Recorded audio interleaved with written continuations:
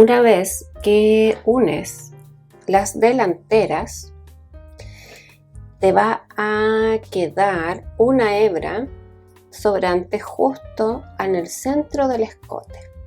Yo, antes de seguir, me gustaría esconderla porque la verdad es que me pone bastante nervioso tener esto acá en el centro, que cuando se estira se sale un poquito.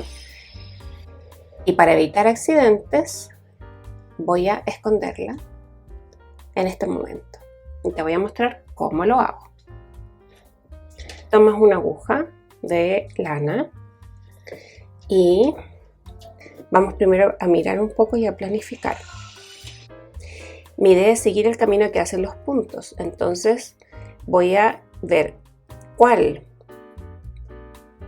camino seguir para ir imitando una costura que va a ir en el mismo sentido en que va el punto.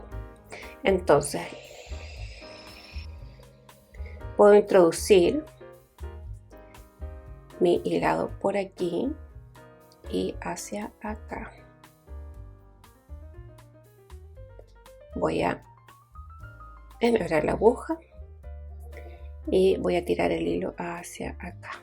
Como dejé un hilo bien cortito, no puedo coser, sino que voy a tener que sacar la aguja para insertarla de nuevo. Si tú dejaste un hilo más largo, vas a poder coser de corrido, digamos. Yo voy a tener que estar enhebrando la aguja cada vez.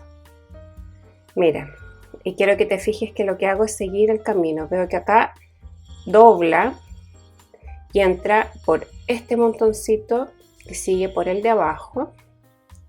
Vuelvo a meter el hilo en mi aguja y tiro.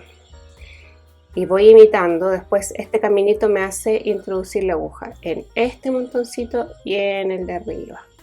Y si te fijas, espero que se vea bien, lo que estoy haciendo es seguir el mismo camino que hace el punto. ¿Y esto para qué? Para que por delante no se vea por donde estoy escondiendo yo mi hebra. Aquí me está costando un poquito más enhebrar, que me queda muy poquita. Ahí lo logré. Quizás podría meter este último cachito para acá, quizás solo en esta. Ahí. En la última voy a atravesar uno de los hilados para que quede un poco enganchada mi hebrita. Y ahí escondo esa última parte. Y esto, la colita la tengo que dejar no tan corta para que no se deshaga lo que acabamos de hacer.